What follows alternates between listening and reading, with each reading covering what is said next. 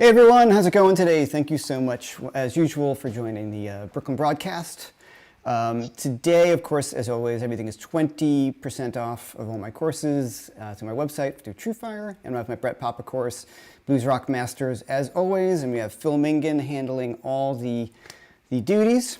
And today, I'm super psyched. One thing that is so important to me, as you know, the channel is very educational based. And in the past, I've had on Robin Ford and Shane Theriot and Josh Smith and Mark Lettieri and Joey Landreth. And if you haven't seen those, go back and check them out. But in the past few months, because of COVID, I've been doing a lot of teaching and working on courses. And I became very bored with my playing. And it struck me that my old guitar teacher and dear friend, Russ DeFilippis, who will be on in just a minute, we had been in loose contact, and let's start getting together and talking, and he's been so generous, and I haven't been this excited about practicing guitar in a long time, working on some new stuff, and the person I owe a lot of the way I viewed the guitar will be joining us in a minute right now. And just a little bit of background on Russ. I can let you tell him when he gets in line. He worked with George Benson for a very long time.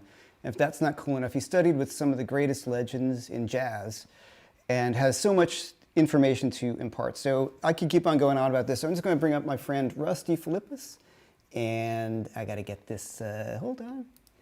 I'm doing all this here. So here we go. Here's Russ. Welcome, Russ. How you doing?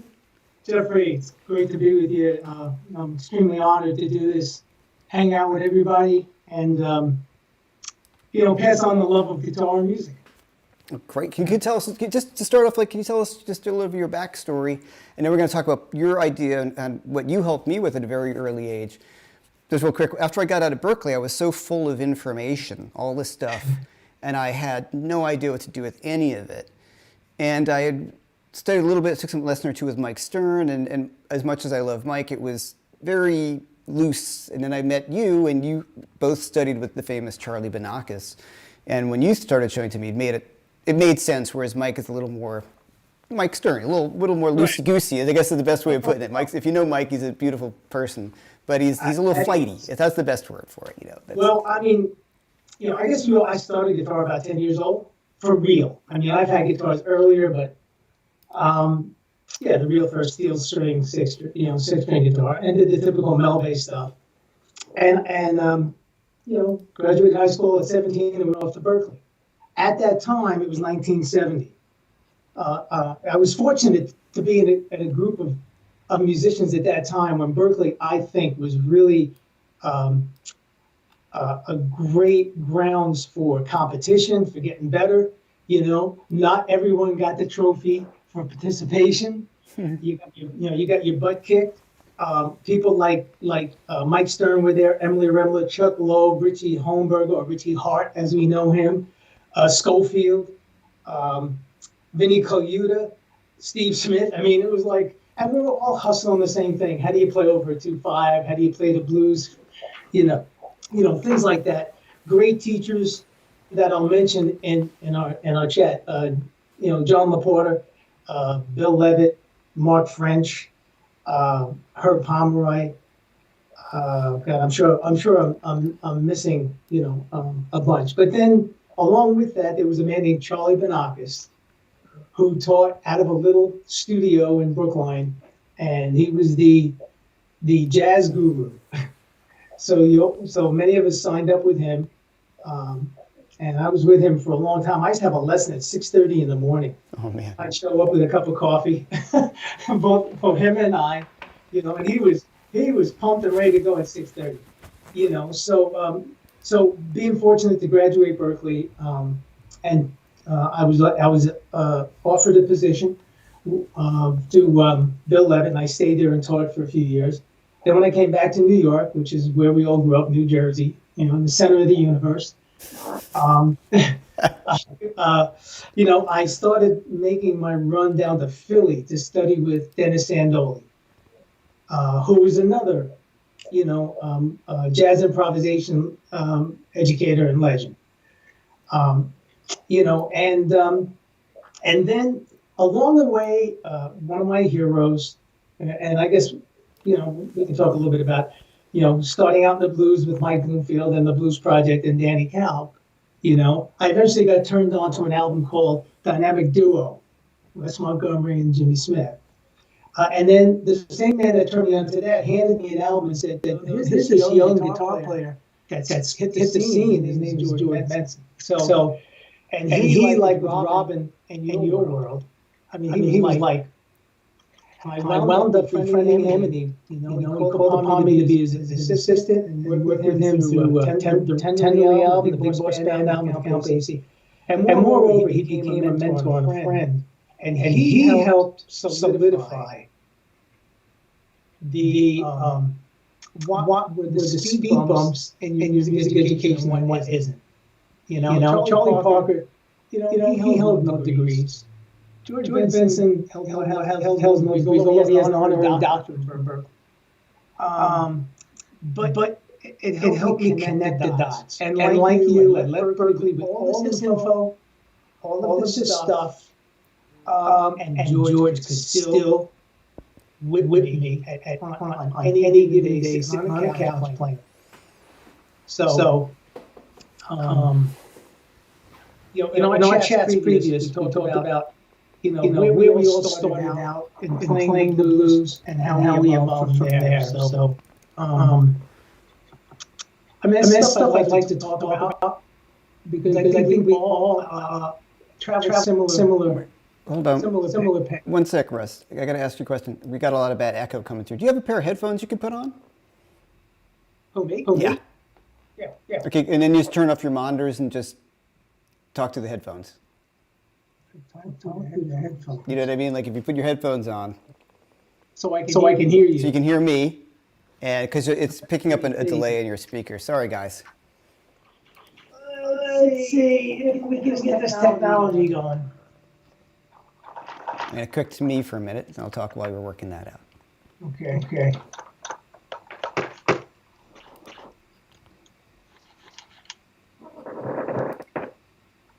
All right, we're working on it, guys. We're doing what we can. It's, these things are very difficult to work out. And we don't find out that it's echoing, and it starts immediately. I did a test run, and it was not echoing.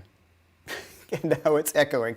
So we're going to put on some phones on Russ, and then just turn off your monitors, Russ, and we should be cool. My monitors are muted. Your monitor's muted. Okay, so now... I hear you through my headphones. Right. And so you're hearing me through the headphones, you're talking, so let me switch over, guys. You tell me how it is, and let's see what we can I'm do. going to mute my monitors more, I think, if I can. So yeah, there should be no sound coming out of your speaker and just coming through your headphones.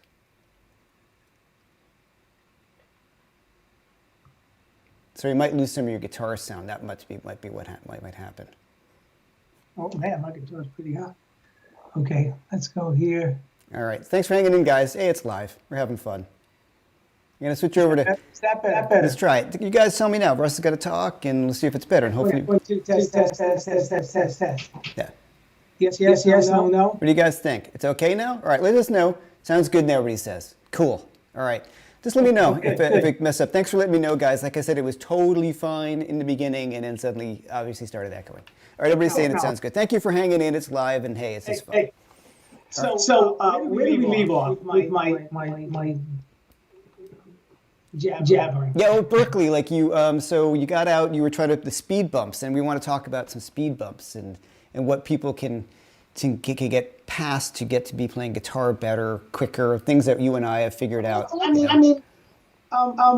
start from the beginning. Okay.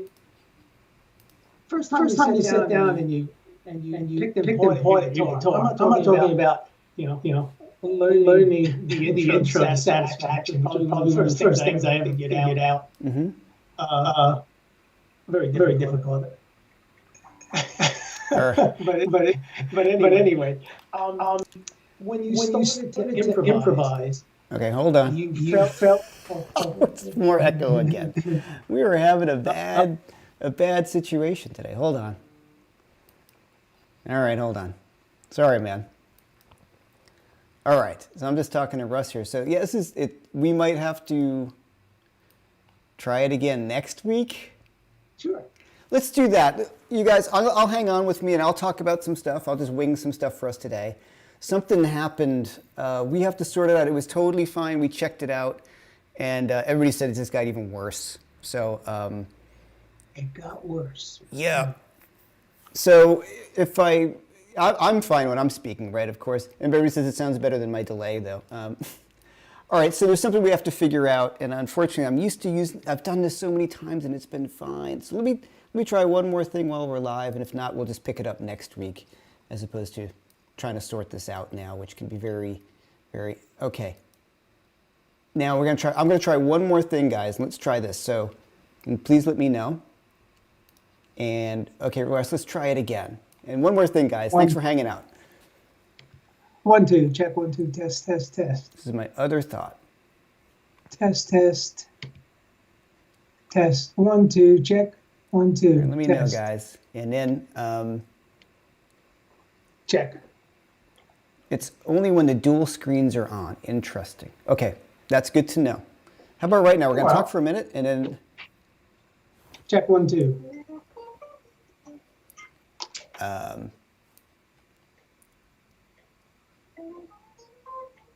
Okay, it seems to be okay now. Okay, so I'm just going to leave it like this. Good, and everybody's saying it's good. Thank you so much, everyone. I figured out what it was. Okay, good. We fixed it. All right. Woo. Okay, thank God. All right, I knew it was something. It's always that little thing, that little box I didn't check. Okay, you guys are the best for hanging out. Thank you so much. Okay, I'm going to switch to Russ. It should still be fine.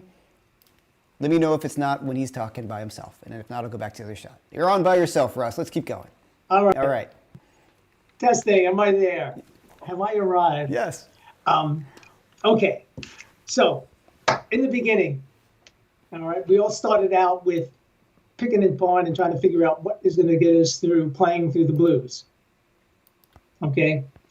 And we all, I believe, started in the same place with the simple 5-note minor pentatonic scale that we made go and work through a complete blues chord progression, 1, 4, 5. And what we did inadvertently, at least speaking for myself and maybe you, and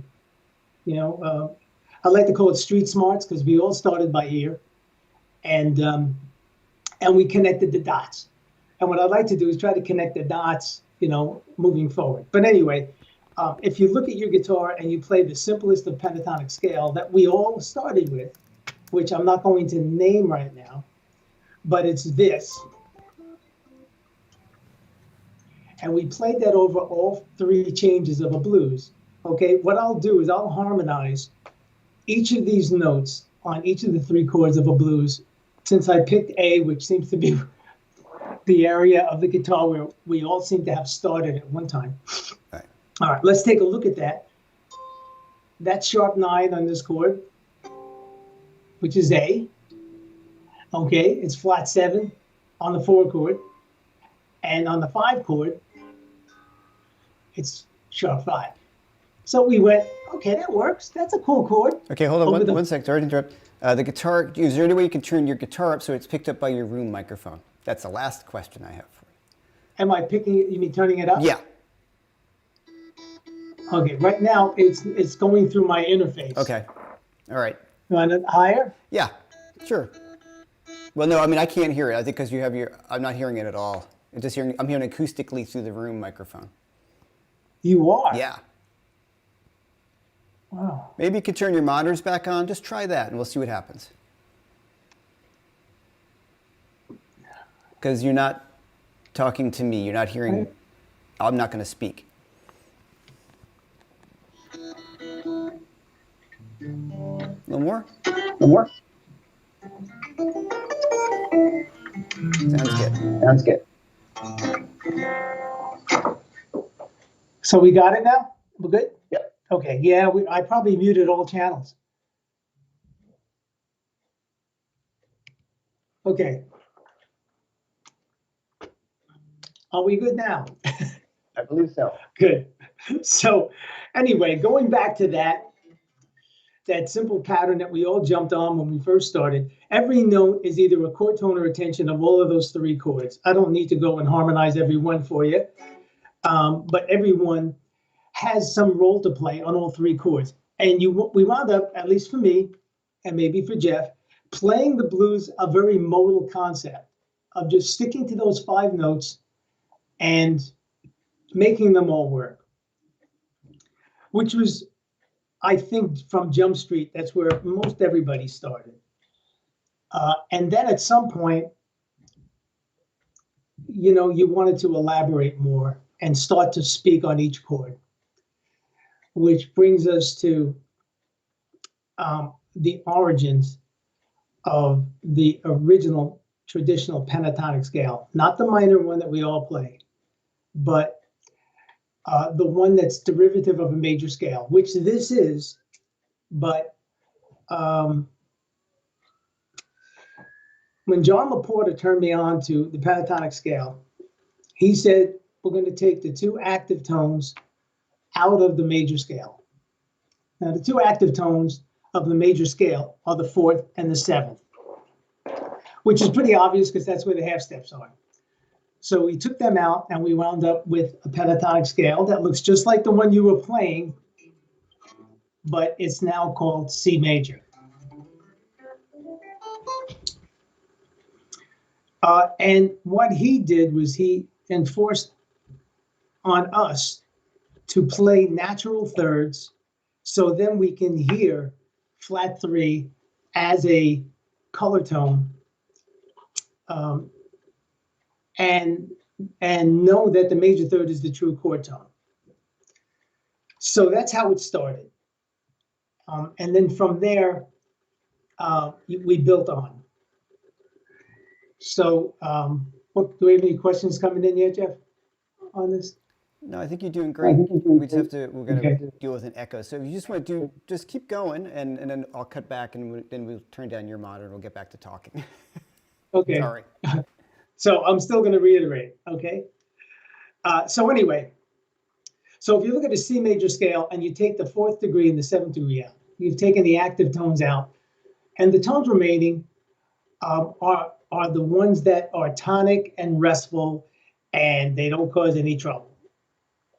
So that's what we started with. So when I would go to class in the beginning, first few classes, and we played the blues, I did what we all did. I played the minor pentatonic, and I played it very modally. But if the band stopped, you could not hear the chord changes in my solo. And as time progressed, I realized that I have to nail every one of those chords and stop looking at the blues as just one unit. There are each individual chords, and they have motion. So now we got my dog in the background. It's all good. So anyway, so it started by playing major pentatonics on each chord, which case then you hear the blues. So, and you hear the chord change. You don't need to have a band accompanying you. You target each of the chord tones. From that point, now we have, in this case, I'll do it in B flat, going to the 4 chord, going back to 1,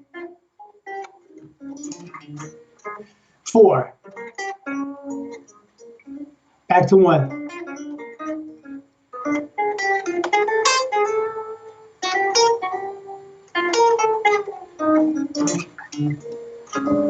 So I targeted each of my chord tones on every one of those. But it all started with playing a major pentatonic on each chord. This way, when I play a blues note, or what we want to call a blues note, which, understand the origin of a blues note, that was the melody that was created in field hollers. Now, what were field hollers? Those were back during, slavery in this country and people picking cotton, they would be singing different melodies in a way to communicate. So when they sang,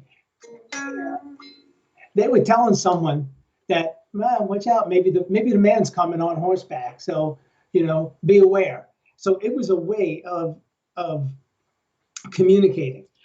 At some point, those tones became equally melodic elements as playing the root third, fifth, and seventh, or whatever of an arpeggio.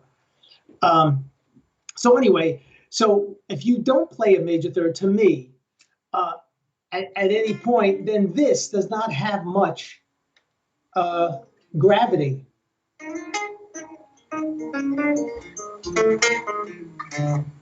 So, where am I going with this? So anyway, what I chose to do with my students is take the pentatonic scales, which is where we all started, okay? Realize that they are nothing more than an arpeggio, but arpeggio scares people. You say the word arpeggio, people go, "Oh my God," it sounds too theoretical. Yeah, well, for sure. A C major pentatonic scale, and I don't use, keep in mind, pentatonic means five notes. Any five notes could be a pentatonic scale, but we have our traditional one. If you take those five notes and target them in the blues and make the change from chord to chord, you'll sound like you're playing. You will be playing on the changes. Yes. Are you playing arpeggios? Yes, but you don't have to call it an arpeggio. I prefer telling people play the pentatonic scale so that they don't sound like they're doing this.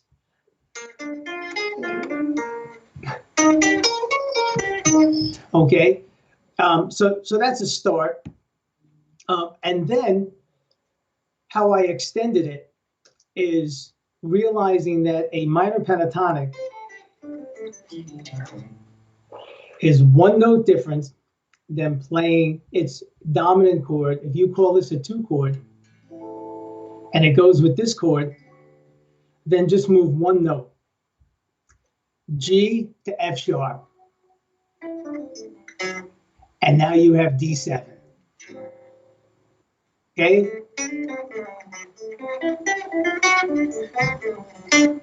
So now I have students change and go, and they're playing that. So we've moved from playing our minor pentatonic and forcing it over the blues to playing a major pentatonic and understanding that, to going back to the minor pentatonic and making one movement, and now you have a dominant 7th chord. Now, what I found is that everybody has little comfort zones on the instrument. You want, to me, you want to break that. You don't grow in a comfortable environment. So my thinking is, you take every one of those pentatonic scales, and you might want to just start with the basic minor one. And even though you know all your fingerings everywhere, play them in one place and go through cycle 5. So what you mean by that is you're taking each minor pentatonic scale fingering, and then you're going to run through the cycle of fifths and try to play everything in the same area. Can you give an example of that? Sure. Okay. Let's just say we're starting out. We're going to start out with A minor. Okay, everybody. This is the one that we all first learned. So right now I'm in A minor. Now, cycle 5 brings me to D minor. Okay. After D minor, G minor. G minor, C minor.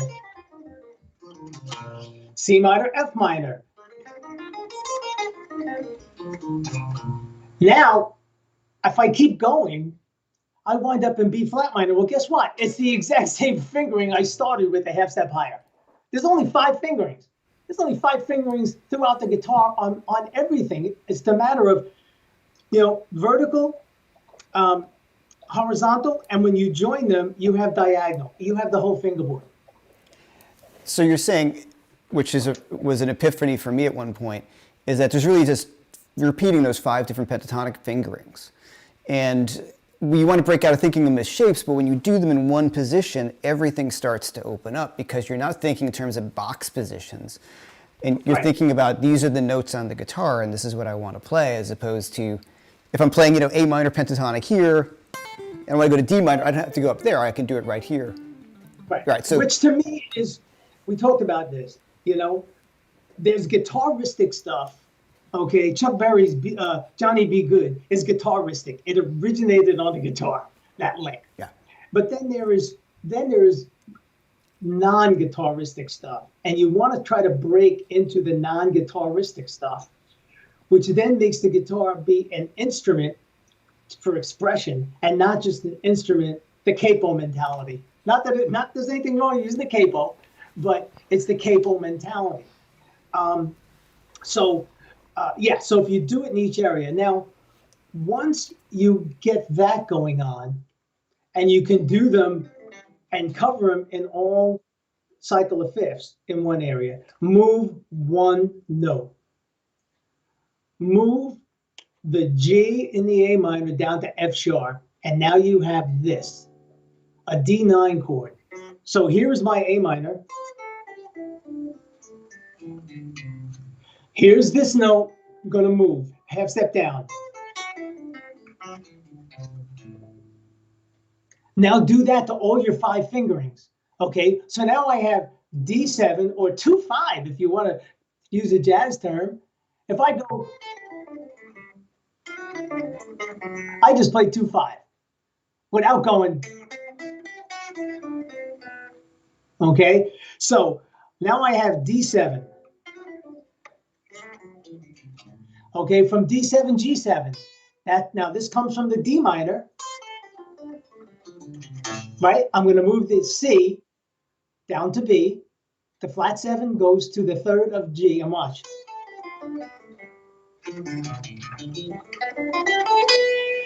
Okay, next chord, G7's going to take me to C7.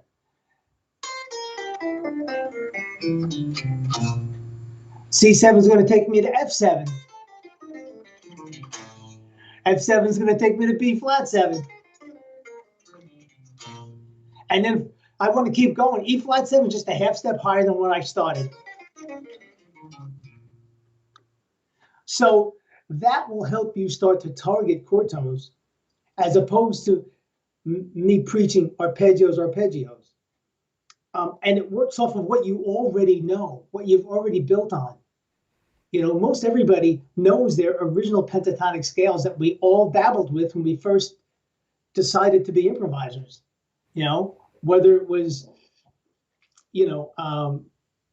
listening to who I grew up listening to, Paul Butterfield and the Blues Project and all that. And that'll get you into starting to isolate your chord tones and sound like you're playing on the change, as opposed to just kind of meandering in a mode, finding a good note, hanging on it, making a melody with that. So I'm sorry not to interrupt. I mean, the same thing, right. No. You guys who've been following the channel, we talked about, and I sometimes give them names that they're familiar with, like B.B. King does this all the time, or Peter Green. I talk about that Peter Green's magic scale.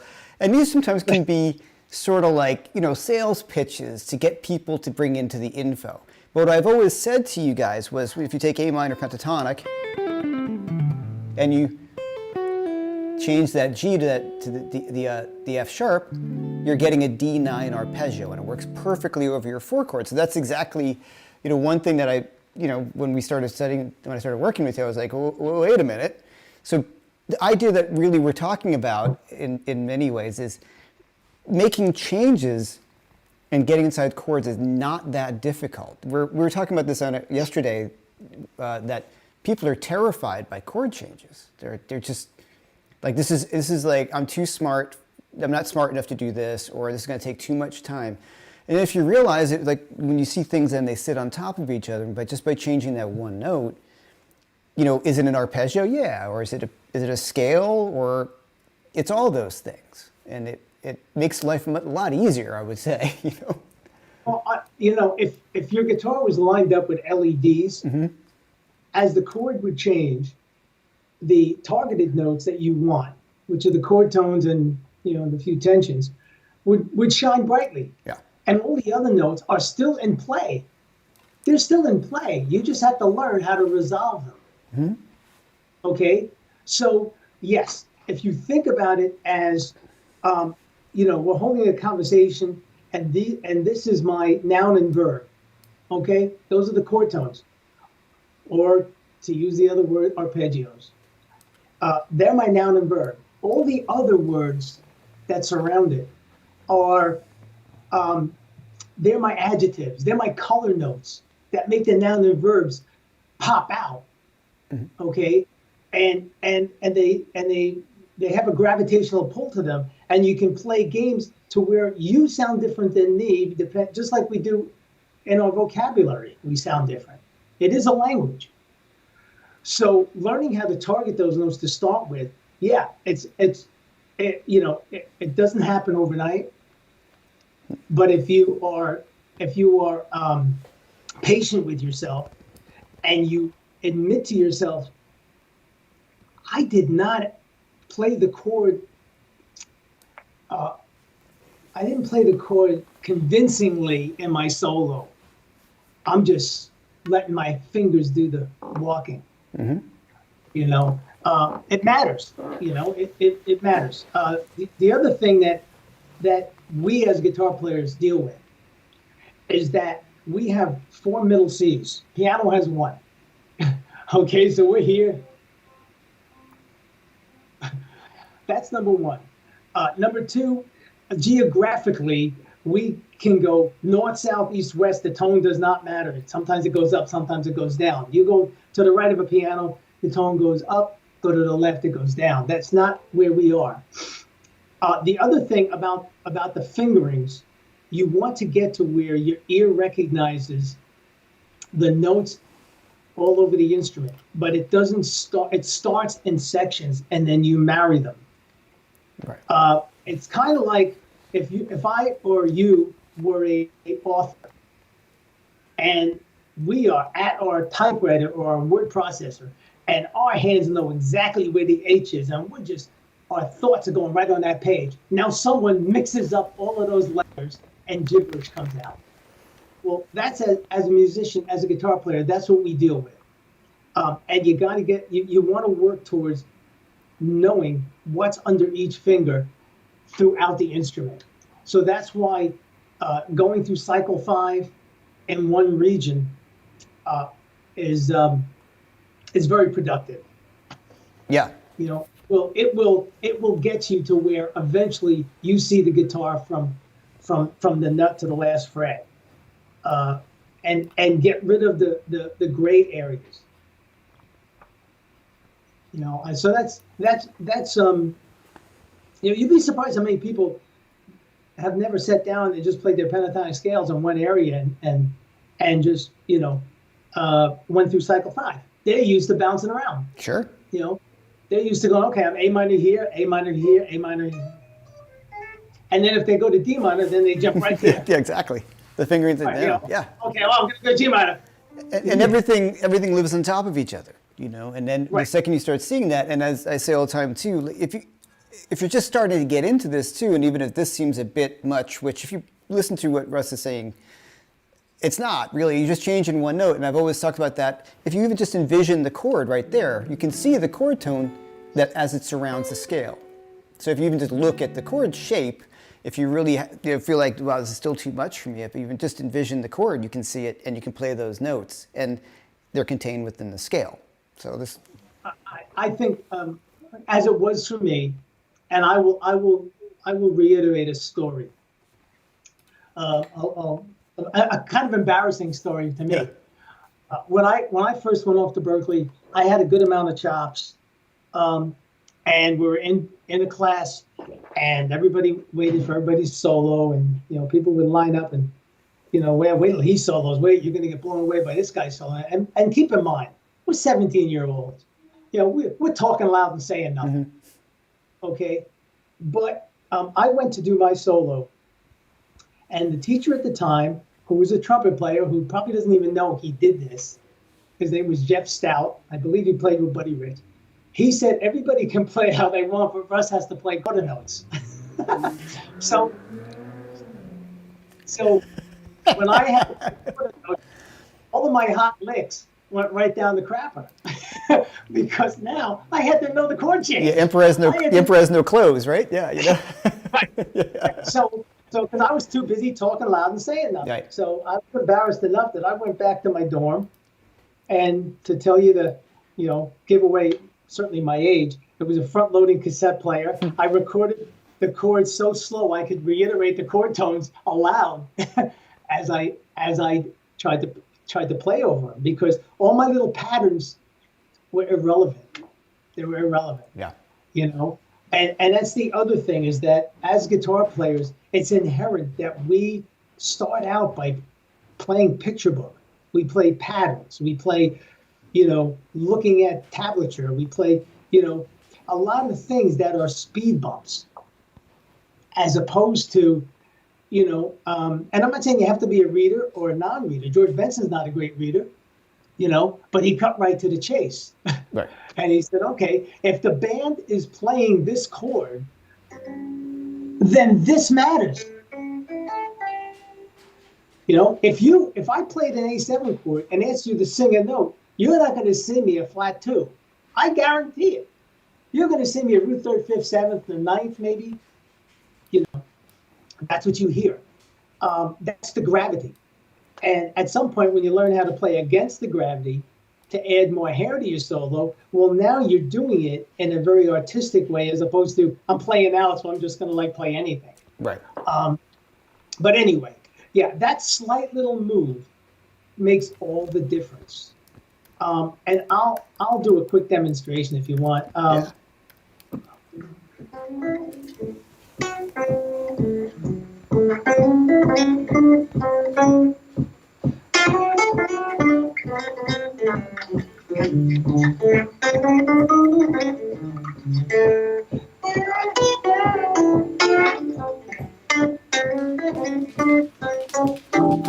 Now I stayed right with it.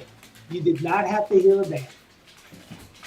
I was with every change working purely off of what I just my suggestion. Mm-hmm. Yeah. Sorry, you got my dog in the background now. He's got a squeaky toy. Yeah, he was drinking water. Yeah, he's got the squeaky toy. This is great today. But I'm just going to go. You and I talked a few things, and I think. Anybody got questions for Russ? And I have a number that I've written down, but I want to, if you want people just up to some stuff. But so what you were just doing, which is super important, is to be able to outline the sound of the changes, make the changes without the band, so you know where you are at each time. Like that is. Well, if you were playing the old organ trios, they would do a stop time on you. Yeah. And everybody would stop, and they would just leave you out there to dry. Yeah. When's the first time that happened? Did you do what I did and then freeze and got all sweaty and totally crashed and burned? Yeah, a total crash and burn for me. I mean, then if you're playing on the change or not. It's not hard to play on the change. It's just hard to slow your stuff down. Right. Because we all want to play fast. We all want to, we all think, oh man, that ain't cutting it. I ain't doing it. Oh, I got to play this fast idea or this. No, you don't. No, you don't. And like we talked about it, if you have pick chops, which we all do, and I have finger chops, then I got to slow down. I play with my thumb. Mm-hmm.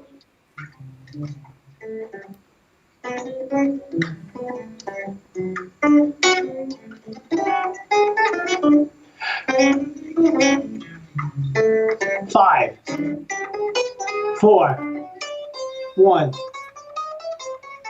5. Yeah.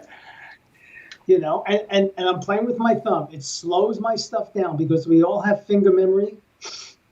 And that's what I do. Put the pick down. Don't play with your nails. Just do the Wes Montgomery thing. You're mostly going to be playing downstrokes, but you will play what you hear to start out. Eventually, it'll transfer to your pick and your fingers. But that's the hardest thing, is slowing your stuff down. Think about this. When you learned the word mommy, you didn't say it fast. No one stuck their fingers in your mouth to move your tongue around. Creative. Okay?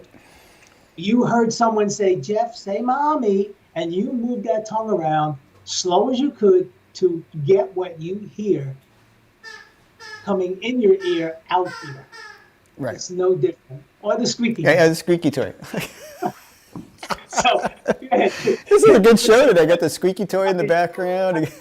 You know, I'm like, I'm just spitting out stuff because my brain is Well, spinning. no, this is great. So let's there's some questions coming up, but a few things that I remember that you had worked with me many years ago. Is I said, the idea of playing with my thumb, because at that point I was coming into you being like, into Yngwie Malmsteen, a shredder, and all that stuff. So it was really, to me, something like arpeggios at the time were something you played fast. You like a sweep arpeggio. Right. It was not a collection of notes. It was just a way to play something fast across the fingerboard, so it was really kind of fun. So you had said like, well, put the pick down and just play with your thumb. And I was like, what? And then it made me start to really think about these ideas of outlining chord changes and stuff that I've talked about on the show a lot. And especially the guys who were in my age group where there was a shredder period, in a lot of the magazines, it was just easier to talk about scales. Like, he's playing the harmonic minor scale, and ignored the fact of when you would play the harmonic minor scale exactly, and over what chord you would play, and what notes of the harmonic minor you would want to play at that particular time, as opposed to just ripping the whole sort of scale. And one thing that I found really fascinating, and this is something that you had me do years ago, and I still do to this day, and I have my students do it too, is to write your own lines. And I just want you to talk about that a little bit, because to me that was a really, really big thing that most people I know don't do that, or a lot of people I don't, or students are like, oh, what do you mean? I'm like, well, on a piece of paper, whichever way, the notes, tab, whatever it is, write about 5 or 6 lines. So can you talk about that for a second, what your takes on all that? Well, I did a bunch. I think we all did. Writing lines over a set of changes to a standard or blues. It's no different than when you learn, English grammar. Mm-hmm. You went home and you wrote you wrote some kind of composition. You wrote some kind of sentence. The teacher said, "No, Jeff, you can't use these two things. It's a run-on sentence. It's a this, it's a that." And yeah, that's the way to start. That's the way to start, to spoon feed yourself. Tones, targeting your tensions, and knowing and hitting them on downbeats, on proper places. I think that's a great tool, and a tool it is. I mean, no one really, I shouldn't say that. Doing that and transcriptions are a good way to see how other people thought. Okay, I think I told you, after years of playing in a blues band in high school and listening to Paul Butterfield and Mike Bloomfield and Danny Cowell, and their stuff became reasonably easy for me to interpret. Someone gave me that West record. Right. And I transcribed it. It was a blues in F. What record and what song? The record's called Dynamic Duo, and the song is called James and Wes. So it was a blues they must have made up for the session. And Wes did this line. I was like, wow, is that so cool? It blew me away. And so I made that album part of my teaching, that people had to transcribe it. And just on a sidebar, one of my former students, like yourself, who's pretty a fabulous guitar player as well, he took that record and he wrote it all out as my assignment and transcribed it. And instead of transcribing it in the key of F, he transcribed it in the key of F sharp because his turntable ran fast. and that was Barry Green. Oh, great! So, yeah. But that soloing just turned my head around, because one, it was lyrical. Two, it was I didn't need a band to hear the changes. I knew how much I was playing over things as opposed to through them. So transcriptions, writing lines, getting them under your fingers, not accepting that you play them in one place. Very important. Coming on screen, yes. Here's a ditty that I remember doing a long time ago. like Dennis Sandoli, because he used to go to him, and he was like, I think I told you, he'd pick up the phone and sounded like it was Tales from the Crypt. He'd go, hello. But he was a wonderful man, and he just made you play every fingering from every possible thing, and he'd write this big, long, big 16th note thing of like 8 bars, and he would sit in his chair and he'd want you to play at performance level. So everything had to be like, look, you can understand. John Coltrane studied with him. Pat Martino studied with him. So he was a pretty affluent guy. But he did something real simple, and he went like this.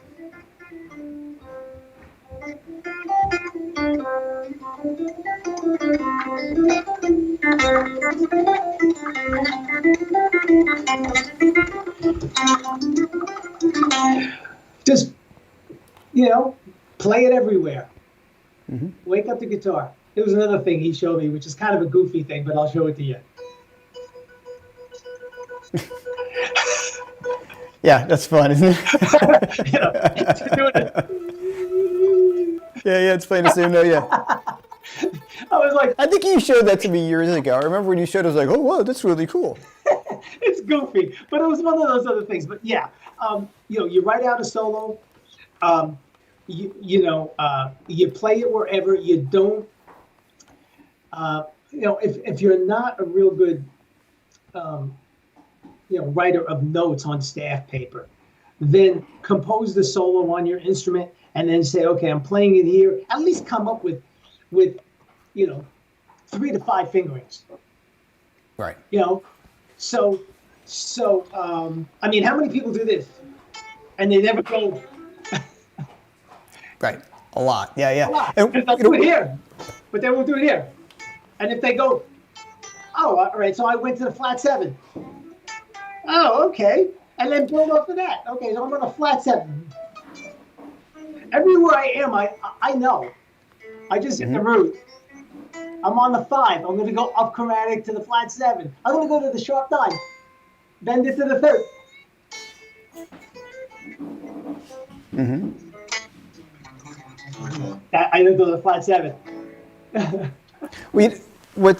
Just to comment, and some things like you're talking about Chuck Berry before, some things are so guitaristic there is only one position to play that. If you're talking like, Yeah, John? I mean, that only really works there. Yeah, you're not going to go. Yeah, no, it doesn't work. Yeah, so keep that in mind. So when you're trying to work out licks that are really bendy and super guitaristic, like bluesy licks, sometimes they only work in that one position. In your places. Yeah, right. You're going to start, you can come up with some cool stuff, but it may be really difficult in another position.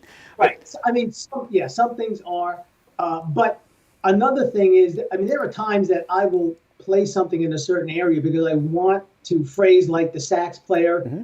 or this, and I want the pull off here, So to say that everything works in every position is probably not as accurate. Right, but it's the idea of understanding how certain things work great in other positions. Obviously, fingerings will change up on the guitar, but knowing it gives you the freedom to move to other positions and learn the fingering. It's better to move, like we discussed yesterday.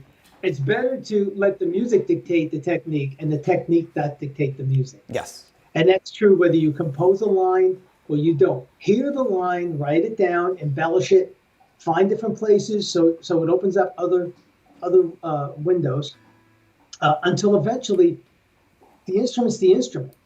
Right. I don't think twice about what the note is or where it is or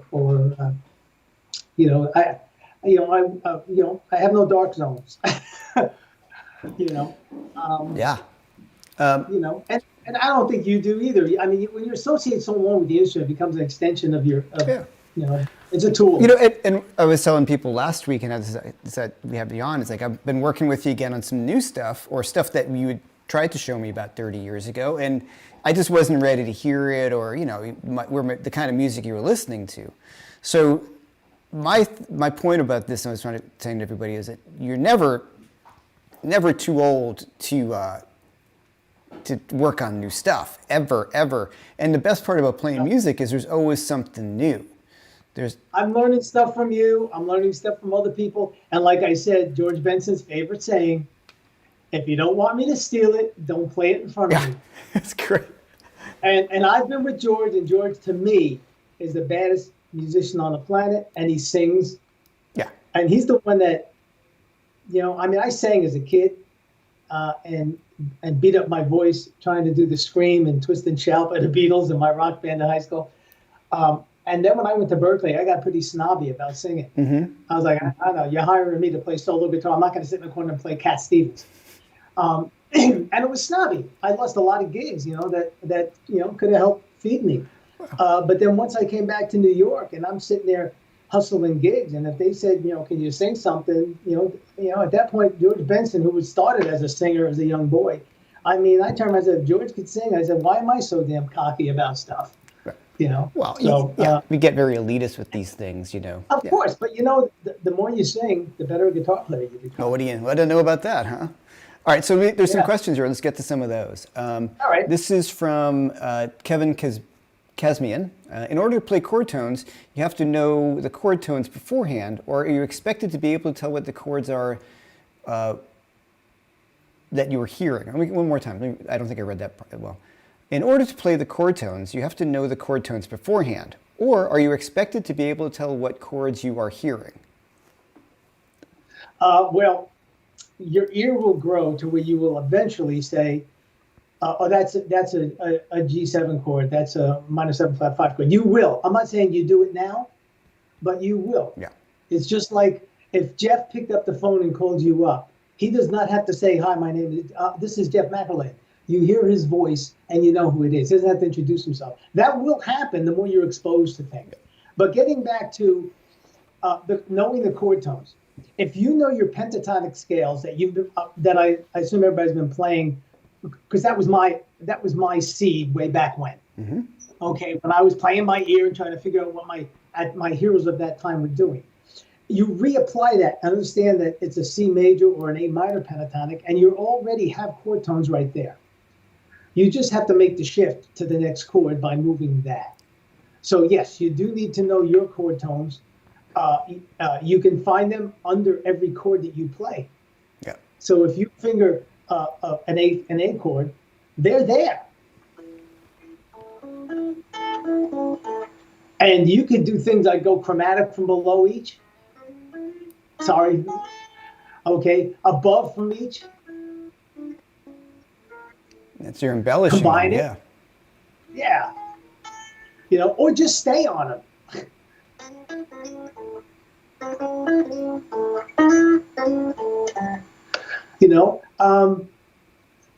As opposed to just riffing a pattern.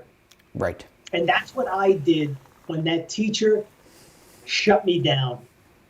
I had my patterns down, but I wasn't playing any music. So Yeah. I hope that answered. Yes, you do need to know your chord tones, and well, I hope I answered that. No, that's a great answer. Jeff LaRosa asked a question. Where do bends come into play? Pianists do not have that privilege. Who is this? Jeff LaRosa is his name. Jeff LaRosa or Jerry LaRosa? It's Jerry, excuse me, Jerry.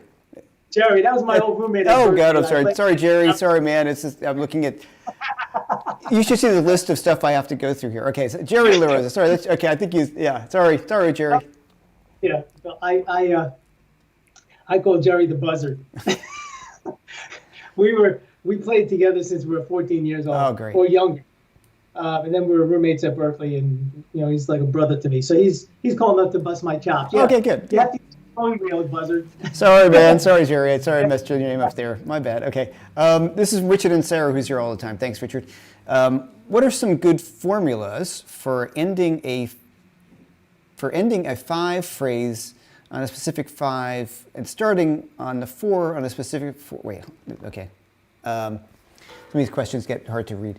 What are some good formulas for ending a 5 phrase on a specific 5 note and starting the 4 on a specific 4 tone? Some options don't seem to transition too well. So we talking about the 5 chords? I believe so, yeah. Okay. So what do I target when I get to the 5 chord? That seems to be what he's asking, yeah. Okay. I mean, how I can become extremely elaborate, but I won't. To me, the leading tone, which would bring me back to one, is in the key of A, in the blues of A, would be a G sharp. So that's the third. But as we know, I can substitute a million other chords for that to create more hair. So I would nail that. And that flat 7 brings me right to the third of the 1 chord. Now, I don't know if this was something that anybody realized. I'm sure Jeff brought this up. In a simple blues, there's the guide tones. Mm-hmm. Now, the guide tones are the thirds and the flat 7s of each chord. Now, they move in such a subtle way that if you just follow them through the blues, you will hear the changes.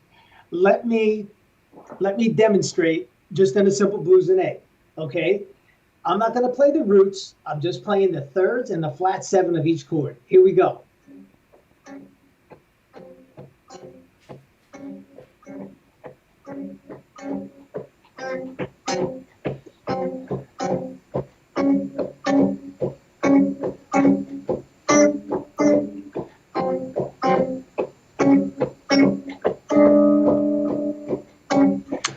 And I just use the guide tone. Now, if I solo and target those guide tones, here's the first one.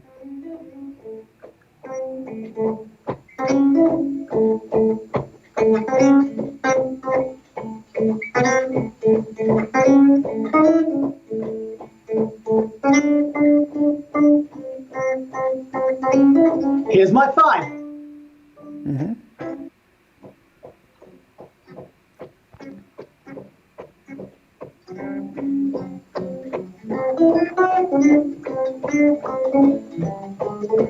Five, 4, 1, 5. And that's the guide tone. I'll show you a quick demonstration. It's a little bit, it's far more elaborate, but when I was studying with another man, I forgot to mention Mick Goodrich when I was at Berkeley. I always wanted to know how to play bass lines and chord changes. And Mick was kind of like the Zen of guitar teachers. He would always drop a tidbit on you and expect you to go home and do your own investigating. So he said to me, guide tones. And I'm like, okay, so what the hell's that telling me? And I was kind of naive to it. I'm like, okay, I'm gonna go home now and play guide tones and figure out how to play guide tones, and how does that have to do with bass lines? So I went home and I took a song by Charlie Parker called Blues for Alice, but it's not really, it's like our traditional blues. And I started playing the guide tones.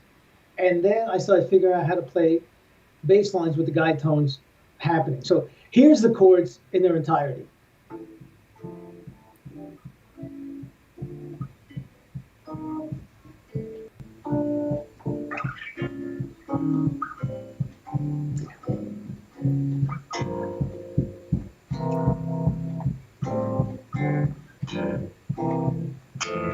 That's the chord progression.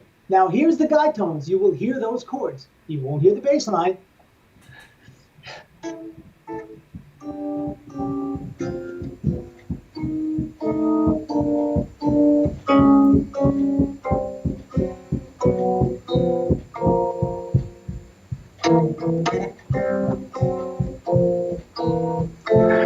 So Russ, with his infinite wisdom, said bass players play fifths and roots and fifths. So I took my thumb and I said, play roots and fifths.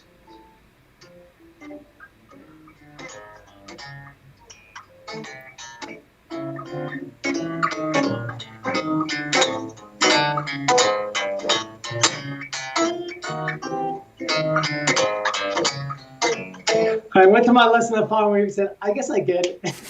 But he didn't show me that. He wouldn't tell me what to do. I just figured he threw the seed out there, and I said, I'm not going to go back and tell him anything and say, well, no, you show it to me by rote, Mm-hmm. So the guide tone is a good thing we haven't talked about, having to do with the blues. Well, let's hold that for the next time. Right. We'll do more of that for the next time. But that moves, understand they move in stepwise motion. So if you want to target the 5 chord, just realize that's only a half step higher.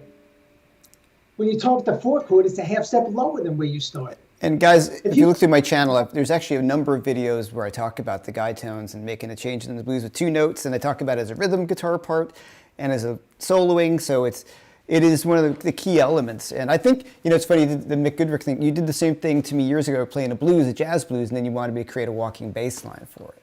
Right. I think I still remembered. What did I like? Did I do that? There you go. Yeah. It's been a while since. Yeah, that was. Yeah, I remember. Yeah, and everybody showed me this. That's how I stumbled across it. He threw that at me, and I kind of like touche, and I went, all right, and that was it. He would just sit there and like gaze into space and like Yoda. Yeah. All right, so I got some more questions. Okay. It's a question for the both of you. Is there a good place to find all these pentatonic changes? Well, they're just the 5 pentatonic scales, and we're just playing through the cycle of fifths in a position. So if you know your 5 pentatonic scales, you already know this. You just got to write out your cycle of fifths, and painstakingly, if that is the case at first, is work them out in one position. That's just, you got to put in the work. But as Russ was saying earlier, it's just going to be one of those 5 fingerings again. Then when you get to the B flat, it just repeats itself up a half step. Right. Yeah. So it's really not, it's not as difficult as it actually appears. Right. Now understand, if you buy the book that says pentatonic scales, blah, blah, blah, that pentatonic could mean any 5 notes. It's just that we have a traditional one that's kind of, our street stuff. That's our street music, is that one pentatonic scale, and it originates from the major scale, extracting the 2 active tones, which is the 4th and the 7th, which leaves you my girl. And when you play it starting from the A, it comes off as a minor. It's the relative minor to C major. And if you want to see how that sounds, loop a C chord and just go, and you'll hear that very crystal clear majory sound, and then vamp, and you'll hear same selection of notes, but now it's minor, and it's the relative minor to C major. Yeah. So if you know those 5 fingerings, stay within the same region. Don't force yourself to play the capo game, and do your hands. And another important thing, and I don't know if I mentioned it, give yourself the chord before you play it, so you hear it. So if you play A minor pentatonic, play D minor. Right. Okay, to reinforce your ear. Remember, this is an audio art. It's not a visual art. Okay, the other thing is when you make that transition, which I don't know if it's a little ahead of everyone now or not, and you move that one note to where it's a dominant chord or a minor 6 arpeggio or pentatonic, then give yourself A minor 6.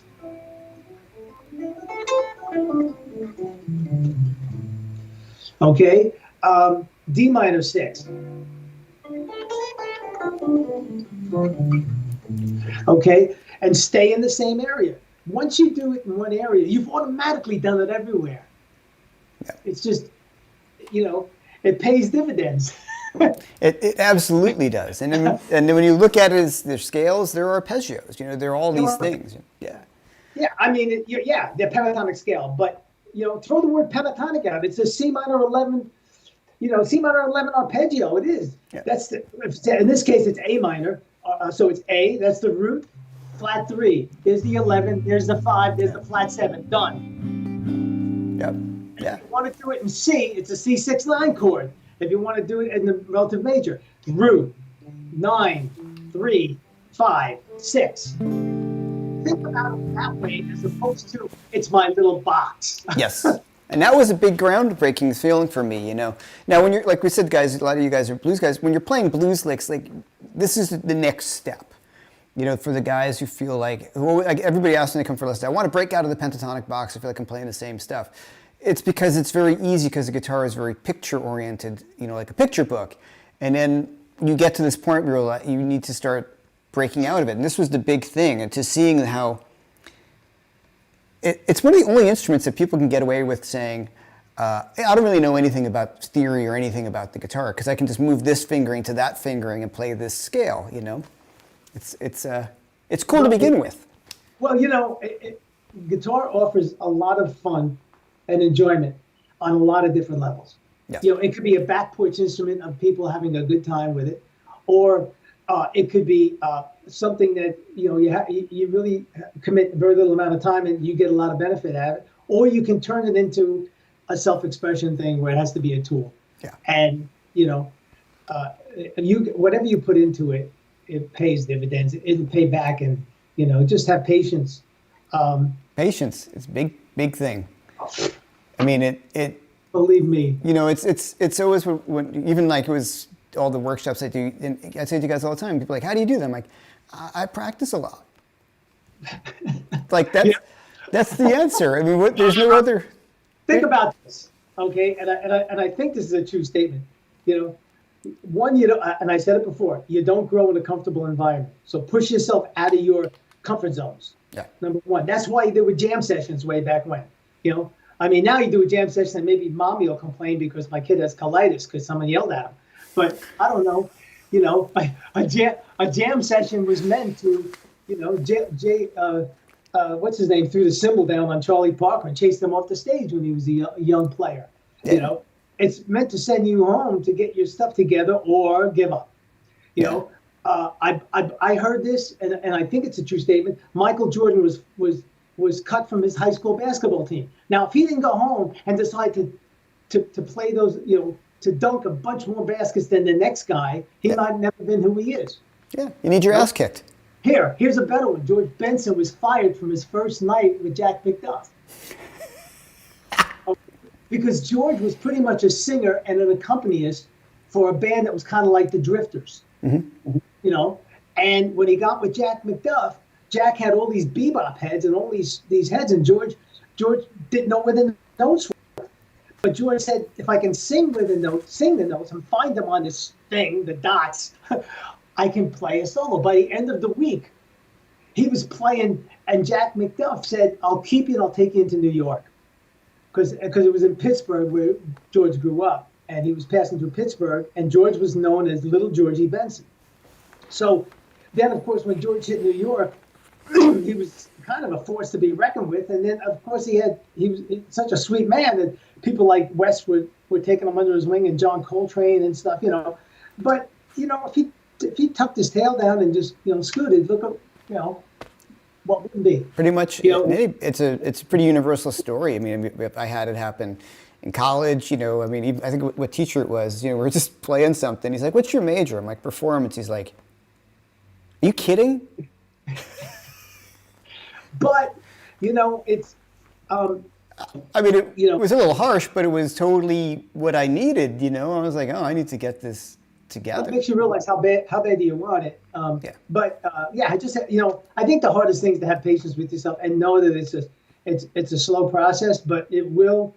If you say to yourself, okay, let me look at myself 6 months from now, you will have made great strides. It's just it don't happen like overnight. Okay, hold on. Just see for other questions and things. I want to say hi to everybody. Stan Stamos. We've got a lot of people here. Rory Lisbon, Richard and Sarah. My knees hurt. I always love. Hey, you guys want to see something really kind of funny? Live television. I got Robin Ford calling me. Oh, there you go. I gotta just deny her fault. I love denying the phone call from Robin. No, sorry, I can't do it, man. Can't talk. Now TV calls me up. That'd be pretty funny, right? Yeah. Hey, man, don't call. I told you not to call me on this number. Steve Moore, everybody's here. Matt Gibson. Everybody's really enjoying this. I just want to pass along, Russ, that you can't see the live feed, that everybody's really, really enjoying what you're talking about and is really, really thinking that it's some super great information. So, like myself, Russ does teach guitar. So you check out his website, which is a link in the description, russdefilippis.com. And, I never had a more generous teacher. And you know, it really spurred on the way I view the instrument, which is cool because I was really, now I'm going to, you know, do a little tribute here, but, you know, I got out of school, I was really overwhelmed with all this stuff, all these scales, all these ideas, and just like what you're stumbling across now, and I feel like the way you teach inspired the way I teach, where it's like, put all this stuff aside and just play the basic, like just boil it down. Like you just get those chords, do one thing at a time, understand the guitar, and then, you know, like I said, play with your thumb. Don't worry about all the other stuff. Just work. Think about this. It's not brain surgery. What I said before, you know, Charlie Parker lived to be 32. Yeah. He changed the whole way saxophone was played. You know, it's a labor of love. Don't look over your shoulder. Just keep moving forward, and learn from everybody. But you can't be a slave to a million masters. And what I mean by that is we talked about speed bumps, and we really didn't elaborate. When you're at Berklee, you learn every mode from every degree, starting from every finger, from this, from that. You know, and it's very laborious. And you immediately think, how am I ever going to be a great improviser? Right. I have to. Well, you know something? It's not that convoluted. It's not that difficult. A lot of going to college justifies the statue of the thinker. Now, if anybody doesn't know who the statue of the thinker, I don't know who made this statue. The man that just sits like this, and he's a thinker. I remember with Dennis Andoli, he asked me to do a thesis on tetrachords. What's a tetrachord? A tetrachord is any 4 notes. I said, how many octaves do you want me to cover on any group of any 4 notes? He goes, I'll do it in 2 octaves. I had like a thing this thick. What did it mean? Nothing. It was an exercise in just, you know, brain matter. It had nothing to do with how to improvise. It's a simple thing. Okay? You had said that quote was it George Benson said, what was the quote? I think simply, but play complex. So, and that's the truth. You know, it's chord tones. It's playing all 12 notes. Okay, it's playing all 12 notes, surround the chord tones, and resolve your ideas. So if I'm going to play all 12 notes,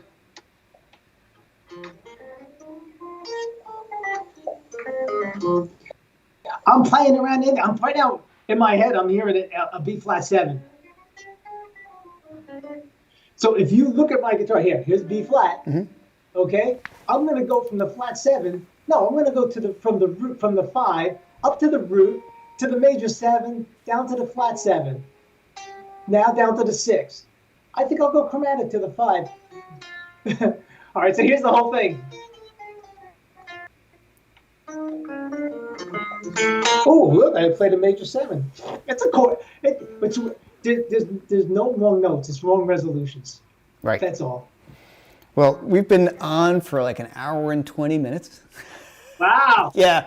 Well, this is it's so funny. We get on a call, let's talk real fast, and then we're on for 3 hours the other day. I know. But it's a ton of fun for the sharing of information and the other quote that we were talking about yesterday was like the idea of I want to play out on a blues, and then I liked what you had said. It's like, well, and the way I think about it as well, it's like, well, I'm not really playing out. I'm just playing a different set of changes that are actually into that set of changes over those changes. You know, which is. Right. And that goes back to what George said to me when I was playing with him one time, and he said 2 things. He said, you're giving it up too soon. That means I was making my resolutions too soon instead of letting things, you know, go longer. But the more important thing is he said, don't parrot me. Parrot meaning like the bird, the parrot. And what he was saying was like, I have my set of changes, and if you play just against my set of changes, you're basically repeating every word that I said in my conversation, which makes no conversation. Right. Okay? So I think I showed you the demonstration. There's a simple song Sinatra sang called The Summer Wind, and it just goes from 1 major 7 to 2 minor 7. So if you go The summer wind keeps blowing in across the sea. Okay, well, that's just this to this. But George does this. The summer wind. And he blows on those changes to get to his D minor. And we meet at the D minor. Yeah. Okay. I think I showed you when I played the blues the first time with you, and I said, let's do this, to this, to this, back to one. Mm-hmm. In my solo, so I went B flat, E flat, A flat, back to B flat. Yeah. Gives me more stuff. Now, you can still play the same blues as an accompaniment. Right. But if you play it with conviction, the listener just tails right along with you. Well, and you, to simplify, like, even not that you wouldn't people aren't understanding the comment, that the concept, because even last week we talked about Stormy Monday, I was playing over those changes. And I said, when they go that sharp 4 diminished 7th chord, sometimes I don't want the band to play it. It's a simple one that you can play, and you've added or changed your own harmony to that. And sometimes when they grab it with you, you're like, no, like, then you're parroting. That's what he means. Like, so if I want to throw something in when you have the bass player who tries to catch everything you're doing as well, it sucks, because then they're parroting you. It's ruining what you're trying to do. So it's ruining the hair that you're trying to create. Exactly. Yeah. Yeah. But again, if you can't play on the chord that is already established, you will never play on the other chords. Yeah. So you have to be able to play with conviction on the established harmony before you can then superimpose your own will on other harmonies. Yeah. So that's an important thing. But playing out, I don't play out. I just choose another set of chord change. Right. It's the Zen approach. Yeah. I mean, as opposed to people say you play out, move a half step one way or the other. No. Well, that's bullshit. That's nonsense. Like, that's a trick. Like, that's not real. And this is the kind of thing that I always think about, when I first just play up a half step and go back in. I'm like, yeah, it's nonsense, because you're not, I mean. I'll tell you a story. I said it with a pretty basic blues band. Basic meaning they were very roots oriented. And I started blowing over all the other changes. And the guy said to me, "Oh, I can't back you up." I said, "Just keep playing the blues. Just play what you know. It'll all work." Yeah, yeah. Your friend Jeff LaRosa, Jerry. Sorry, I'm being an idiot. Sorry. Now it's like Russ and I talk at least once a week. We trade ideas and bring up similar theories. We have the same teachers, but we all arrive at different points, and the thirst is never quenched. Really well said. Yeah, of course. Yeah, it's always the funny stuff is, I've been saying to you, I've been talking to David Grissom, who's a close friend of mine, about some of this stuff. So I've been talking to him about some of the stuff we're talking about. He's like, wait, what was that? So we never go past it. And that's the beautiful thing about playing an instrument, that it is endless, and everybody has their own take on it. So the stuff that you and I work on together, the stuff you and I worked on together, you and I sound absolutely nothing alike. Absolutely not. Yeah. And that's what's about it. And if someone said to me, how long have I been doing this? I'm 68, a long time. That if you put 10 years in, that's all you need to know.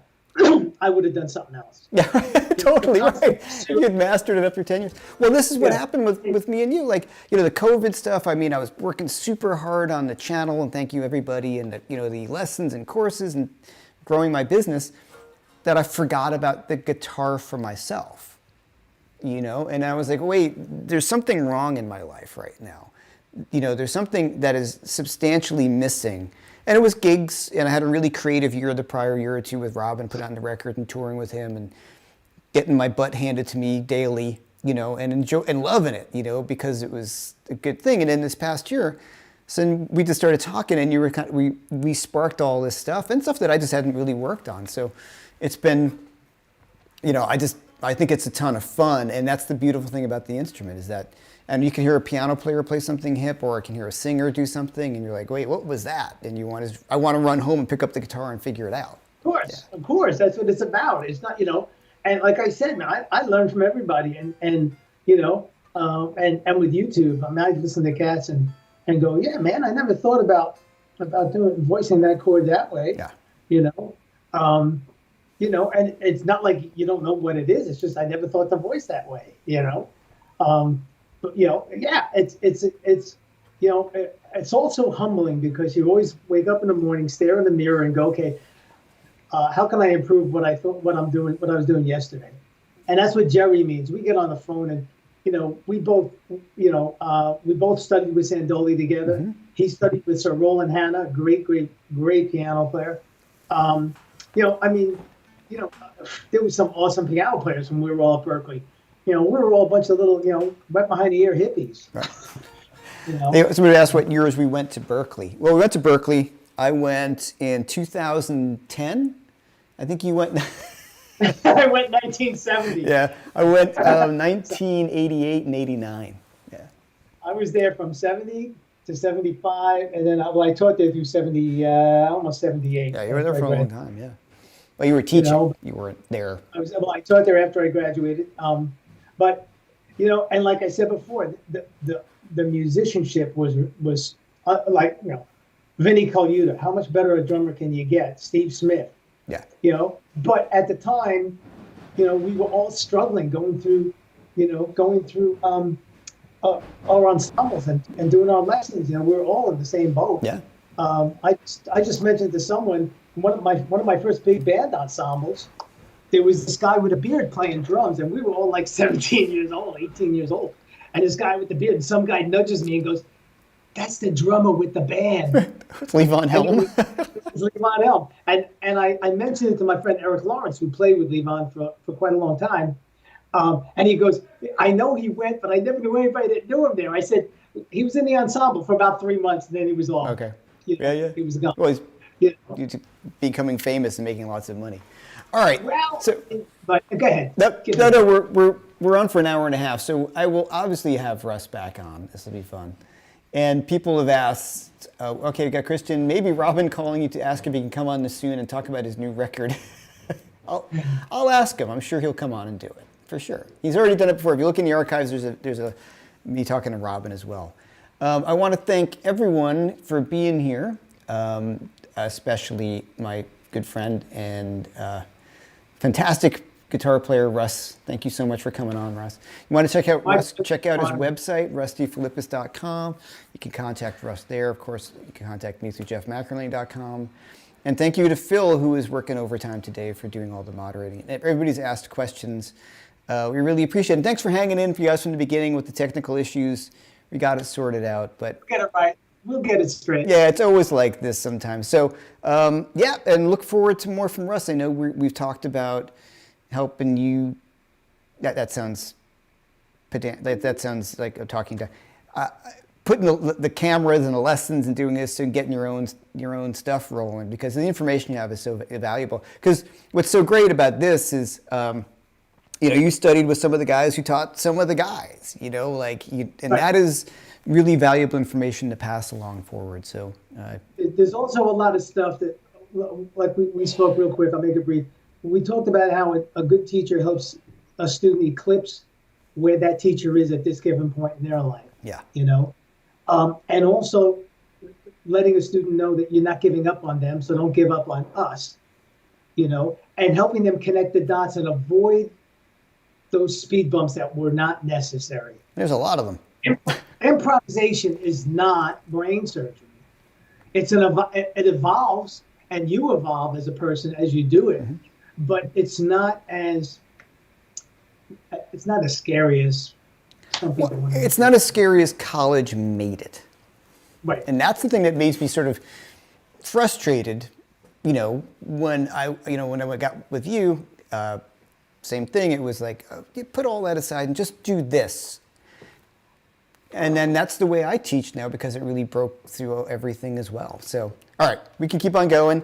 Yeah, we can. And so I will definitely have Russ back on. So thanks for hanging, everyone. And we will see you, and I'll see you next week. I'm trying to find my homepage here. Sorry, guys. Yeah, there's so many windows open. This is the thing. All right, so I'll see you guys all next week, same time, same channel, all that. Please share. Please hit the like button if you like the channel. Please share it. I'd love to have more people interested in what we're talking about. The education angle is so important to me, as opposed to the infotainment angle of some of these guitar channels. I'm really, as like you could see with Russ, we're both very passionate about sharing our love and our knowledge on the instrument. So thanks for being here, and I'll see you guys later. Thanks. Have a large day, folks. Thanks, Russ. See you soon, bud. Thank you, man. My pleasure. That was fun, man. Yeah, well, we